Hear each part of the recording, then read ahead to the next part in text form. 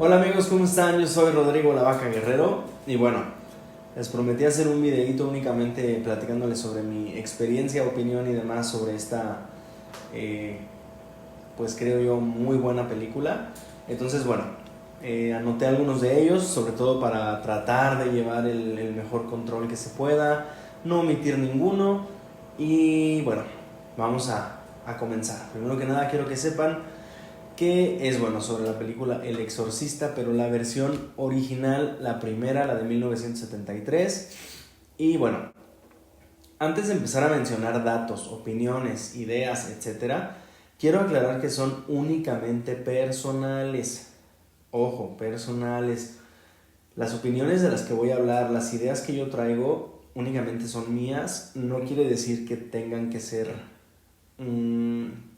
de manera obligatoria aquellas. Y bueno, si tú tienes alguna otra opinión o perspectiva, pues con gusto también házmelo saber y lo platicamos. Ok. Bueno, entrando en detalles más o menos sobre la trama, por así llamarlo, pues debemos de saber que fue de las primeras películas que hubo acerca de posesiones. La reseña principal que yo pudiera dar o que pudiera escribir es la siguiente. Esta es la historia de una niña de 12 años de edad, hija de una famosa actriz, quien comienza a tener cambios de conducta y comportamiento importantes que extrañan a los médicos. La trama de esta historia comienza cuando ningún médico es capaz de explicar con bases científicas la razón de su comportamiento, y es aquí cuando toman la última opción, que será la de llamar a un exorcista para tratar así de sacar aquello que aterra sus vidas. Mientras ella sigue empeorando. Bueno, de mientras ella sigue empeorando es un punto de aparte. La reseña espero pues, más o menos que les haya gustado, que haya quedado un poquito clara.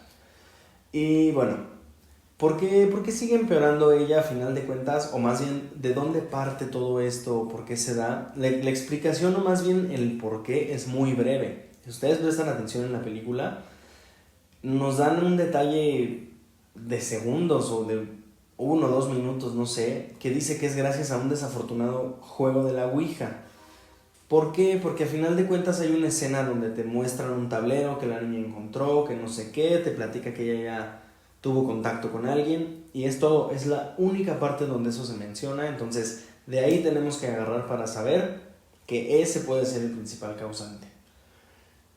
El personaje principal, y es el personaje que es poseído, lo ocupa una niña de 12 años. Si ustedes saben, está basado en un hecho real. Sin embargo, la historia original la protagoniza un niño, un varón. El hecho de ser niña en aquel entonces generaba aún mayor ansiedad y preocupación en el público a diferencia de un niño. Esto, bueno, saquen sus deducciones, saquen conclusiones. Creo yo, más adelante igual lo volvemos a comentar, pero es más que nada sobre todo porque si ustedes ven a la actriz, a la niña y cómo se comporta, es como demasiada lindura, ternura y demás. Entonces bueno, creo yo que fue una buena manera de romper con eso y trasladarla hasta el otro polo, generando en nosotros como mayor intriga, ¿no? Mayor presión. Podemos ver que la niña vive en una familia disfuncional. Los padres están separados, el padre está alejado en todo momento, de hecho en la película jamás lo vemos. Vive en otro continente, ellos mencionan que está en Europa, y también mencionan que él jamás de los jamases se entera de ninguna posesión, se entera que la niña está mal, que fue sometida a estudios, bla bla bla bla. O sea, un padre ausente por completo, ¿no? La mamá es una famosa actriz y es muy reconocida, la gente la sigue mucho.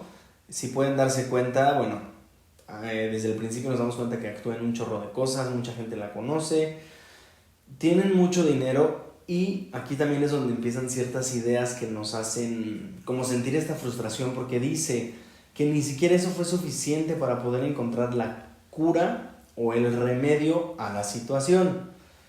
A diferencia de las nuevas películas sobre ouijas y exorcismos, esta película nos deja empezar con una historia muy tranquila y familiar de los 70s. Eso también tiene. Si la comparamos con muchas películas de hoy en día de ouijas, posesiones o simplemente apariciones, podemos darnos cuenta que esta película, si no supiéramos cuál es y simplemente llegamos y nos sentamos a los primeros 10 minutos, 15 minutos, pues simplemente no nos vamos a imaginar de primera mano de lo que se trata. porque al final de cuentas empieza todo muy tranquilo, muy relax, a diferencia de las otras nuevas tramas que ya te van llevando desde un inicio a que desde el principio genere suspenso, cosa que esta película no hace. Aun cuando aparece la Ouija en escena, no existen cambios de actitudes, de luces, de sonido, nada. Simplemente ven el tablero, lo discuten 2 segundos y continúan con sus vidas. Es lo que yo les platicaba, o sea, el hecho en el que entra el tablero, por así decirlo, es una cuestión de segundos, minuto, 2 minutos, no sé. Y realmente tampoco, o sea, no existe un énfasis de, ay, no manches, híjole, se enfatizó demasiado en el punto, híjole, va a volver a aparecer, o sea, lo vemos pasar simplemente como un dato más, ¿no? A lo largo de la película aparece en repetidas ocasiones la cara de un demonio en cuestión de un segundo y se quita. Esto sí lo hicieron con la intención de seguir generando suspenso a través del largometraje. Si tú prestas mucha atención al momento en el que estás viendo la película, te vas a dar cuenta que hay como pequeños disparos, por así decirlo, donde sale esta cara del demonio que incluso muchas veces la alcanzamos a ver, pero ni siquiera alcanzamos a distinguir tantos rasgos de lo rápido que genera como el suspenso, como el boom, por así decirlo, ¿no? La niña comienza únicamente con comportamientos rebeldes. Esto es padre, me parece a mí, porque lo mismo, tanto en la historia como a nosotros, digo, aunque sabemos de qué trata, no nos deja pensar desde un inicio que es una posesión. ¿Por qué? Porque dice, la niña comienza únicamente con comportamientos rebeldes y poco a poco comienza a tener cambios físicos, lo que nos deja ver cómo empeora poco a poco, de manera gradual, a diferencia de muchas otras películas donde el cambio es instantáneo. ¿A qué se refiere esto? Si se fijan, la niña, y precisamente por eso lo piensan, parece que está enferma. ¿Por qué? Porque su semblante comienza a cambiar, las actitudes comienzan a cambiar, entonces todo va siendo como muy de manera gradual. Dice aquí a diferencia de otras películas, porque bueno, deben de conocer muchas de ellas, donde el cambio es radical. Luego pasa como esta posesión, y a los 2 minutos ya en automático cambió físicamente, la voz, el esto, entonces digo, te genera el cambio muy rápido, cosa que aquí no, te va llevando más bien poco a poco a que vayas viendo. De hecho, si te fijas, la cara más icónica, por así decirlo, de la película es la niña, ustedes saben, el rostro prácticamente deshecho, pero en un principio te dejan ver 1, 2, 3 por mucho cicatrices y comienzas a ver cómo va como cambiando el semblante, ¿no? El cambio de una voz dulce y ligera a una voz aguardientosa genera de igual forma mayor suspenso. Lo mismo que yo les platicaba, a final de cuentas, el ser una niña tan tierna, dulce y demás, nos deja llevarnos como con esta parte de sentir tanta ternura por la niña y demás, y el hecho de que cambie y se vuelva con una voz como la que tienen ahí, sí genera bastante, no sé, me da mucho cringe el hecho de decir, híjole, se perdió esa voz tan bonita, tan infantil, no sé cómo llamarlo. Existen escenas icónicas que impactaron a sobremanera a la sociedad en su momento y se quedaron grabadas para siempre. En esto nos referimos, en cuanto yo hablo de estas escenas, ustedes ya se imaginan al menos una de ellas, que por qué son icónicas, porque a final de cuentas, si no nos dijeran el nombre de la película, el nombre del personaje, ni siquiera la trama, con el hecho de decirnos qué pasa o qué hace X persona en la película, ya sabemos de qué nos habla. Uno de ellos es como cuando la niña baja las escaleras caminando hacia atrás. Como ustedes lo vieron, la niña genera como este recorrido hacia atrás, entonces, y aparte aparece de manera sorpresiva, entonces también eso nos genera como mucho estrés. Cuando la niña vomita a los médicos y sacerdotes, si ustedes se fijan, no es solamente una escena, pasa en repetidas ocasiones, que existe como esta parte del vómito, como a manera de negativa, como a manera no sé cómo decirlo, como de protesta. Y en especial, pues la escena donde la niña voltea la cabeza 360 grados. Yo creo que esa es la más icónica, la más recordada y la primera en la que, si yo les digo, menciona la película en la que una niña se le voltea la cabeza, ya saben cuál es. Ahora bien, la película del Exorcista llegó a darle un giro por completo al cine de terror al tratar temas muy delicados y de los cuales, si hoy en día es difícil tratarlos, en los años 70 ni siquiera se mencionaban. O sea, hoy en día incluso si tú tratas de tocar el tema o si tú lo mencionas, ya es más común, por así decirlo, ya es más abierto un poquito, pero incluso hay gente que se incomoda o que genera como cierto estrés o ansiedad en las personas. Entonces imagínate, hace 50 años, pues por supuesto que era un súper tabú del que nadie hablaba. Eso generaba demasiado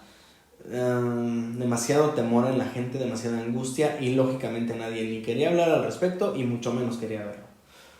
Existió mucha polémica sobre su proyección, incluso hubo países, quienes jamás dejaron que la película se estrenara al considerarla diabólica y maldita. Eso fue cierto, hubo muchos países que no dejaron que llegara, y cuando llegó, incluso hoy en día pueden verla, llegó con ciertas escenas censuradas. Hay una versión, por así decirlo, que es la versión extendida o la versión del director, que es diferente a otra, donde sí se incluyen todas las escenas, cosa que hace 50 años no permitieron que pasara.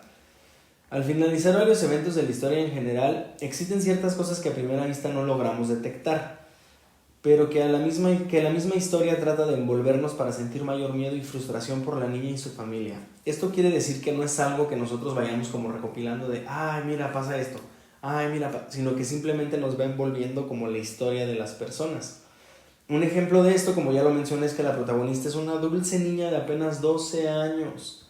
Los productores consideraron que una niña generaría mayor impacto al verse poseída que un niño, lo que, si nos ponemos a pensar, nos hace más rápido reaccionar como con un híjole pobrecita, híjole qué mala onda, y nos incita a sentir mayor tristeza, lástima, frustración y muchos sentimientos encontrados, ¿no? La mamá es una actriz muy reconocida y parece tener una vida perfecta, sin embargo tiene una familia disfuncional y una hija que fue poseída y hará hasta lo imposible por salvarla de ello. La madre vive en una sociedad de gente muy importante e influyente y el caso de su hija le genera demasiado conflicto social. Aún con todo el dinero y la fama que la mamá tiene, podemos ver cómo ni siquiera eso es suficiente para poder sanar de primera mano, quitarle a su hija aquello que lo ataca. O sea, a final de cuentas, pudiéramos llegar a pensar, como nos dice la película de primera mano, que es una vida perfecta. O sea, muy famosa, muy reconocida, una casota, mucho dinero, muchas oportunidades, bla, bla, bla, bla, bla, bla. Que a final de cuentas aquí lo que genera de frustración es decir, cómo ni siquiera todo el dinero, el poder, la fama y lo que quieras le pueden dar una respuesta de principio y una solución tampoco se la pueden dar de primera mano. Podemos ver de igual forma en la película mucho sobre el catolicismo. Esta también generó mucha polémica y hoy en día, sobre todo si la ven generaciones ya más grandes que las nuestras, se pueden dar cuenta que eso también molesta mucho y molestó mucho en su momento también a la sociedad, porque pues sí, abrazan demasiado al catolicismo, tanto que nos metemos en cuestiones donde hay misas, rezos, oraciones, imágenes religiosas. Entonces bueno, eso generaba también como de, híjole, ¿cómo te metes con eso? ¿Sabes? Además, bueno, fue muy polémica al tener escenas donde la niña utilizaba las cruces, como pues para metérselas o hacer otro tipo de actos, donde pedía a los personajes que le hicieran ciertas cosas por ahí que ya nos imaginamos también, que lo hacían ver como muy grotesco en su momento, por así decirlo, por la acción, por el momento, por la edad de la niña, no sé, generaba como, ay, lo hacía muy fuerte.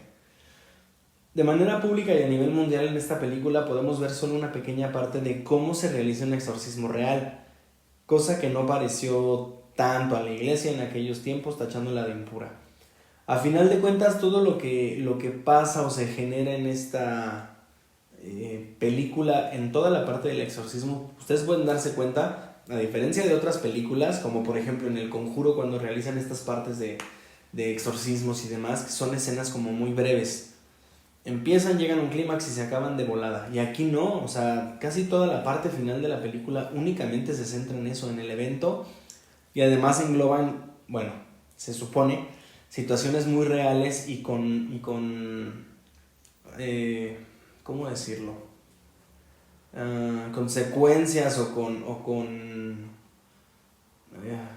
se me va la palabra, pero bueno, el hecho es que es siguiendo realmente lo que se tendría que hacer en un caso así. Entonces también para la iglesia fue como oye, pues no muestres eso, o sea, no muestres lo que realizamos, no muestres este tipo de cositas porque pues no está bien. Aunque hoy en día podemos verla y no sentir el mismo miedo o darnos cuenta de la calidad de los efectos especiales, en sus tiempos fue una película que generó pánico y también horror por los mismos. Consecuencia de esto fue que hubiese casos donde había gente que convulsionaba en las salas de cine. Eso es verídico. A consecuencia del impacto tan grande que les generaba. Pero para ese año ya se imaginarán la explicación que le daban a estas convulsiones. Si alguien estaba viendo la película en el mero clímax, atacado y demás, y le daban una convulsión, bueno, pues ya sabrán. No lo veían como un ataque, digamos, por demasiada ansiedad, por demasiados casos de estrés, sino simplemente lo veían como una posesión dentro de la sala de cine, ¿no? La película marcó el cine en general, y aun cuando han pasado 50 años del estreno, cada que la vemos podemos sentir lo mismo que hace años. Digo, yo no estaba hace 50 años, pero la primera vez que la vi, y por ejemplo ahora que la volví a ver, vuelvo a sentir lo mismo, aunque sepas qué va a pasar, genera la misma cantidad de tensión que en un principio. Es una película tan fuerte que si te das cuenta, puedes ver que es muy limitada su proyección, ya que casi no hay plataformas públicas de paga, por así decirlo. O sea, públicas de paga me refiero a, pues ya saben, ¿no? Todas las plataformas conocidas que tenemos con suscripciones, que la proyecten o que la pongan como sugerencia al menos. Si tratan de buscarla o tratan de buscar a través de películas de terror, películas de posesiones, películas de exorcismos, es muy difícil que la vayan a encontrar. Y al final de cuentas es por todo lo que marcó. Algunos datos curiosos que remarcar para su época fueron que la misma gente de producción le contrataron a la actriz guardaespaldas. ¿Saben por qué? Porque la gente que veía a la niña, a la actriz, a la niña de 12 años en la calle, la gente le aventaba cosas, le insultaban, le gritaban y en ocasiones incluso trataron de agredirla físicamente, únicamente por ser la actriz de la película. O sea, era una película.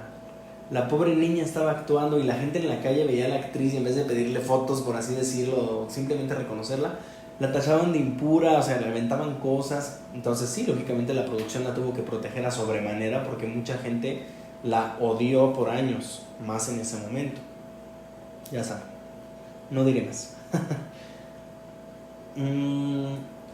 Ok, otros datos curiosos. El vómito de las escenas no era más que crema de chícharos. Si se dan cuenta, el vómito se ve, pues sí se ve extremadamente asqueroso, sobre todo por cómo se da. Sin embargo, bueno, pues sí se ve en una sola consistencia y un solo color, y era porque era crema de chícharos. En la escena donde la niña gira la cabeza por completo, pudiéramos pensar que son efectos por computadora como lo haríamos hoy en día.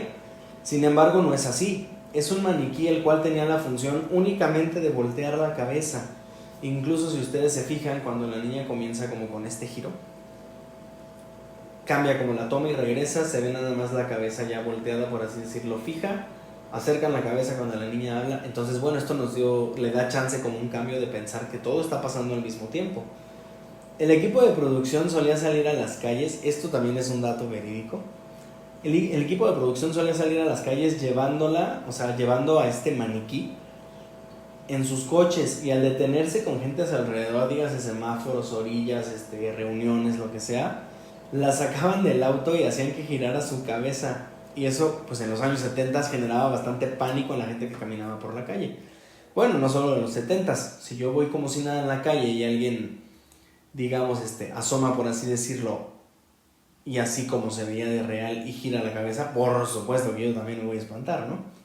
Pero bueno, ya se imaginarán antes. Y apuesto a que no sabías que la mayoría de la gente de producción y del elenco sufrieron percances graves después de participar en la película. Hay muchas historias al respecto de esto. ¿Coincidencia? No lo sabemos. Déjame saber si quieres que hagamos otro video donde yo te ponga estos sucesos paranormales que sucedieron no solo en El Exorcista, sino durante otros rodajes y después de los rodajes de las películas de terror. Si quisieras saber todos esos datos, házmelo saber y con gusto en el siguiente video los pondremos.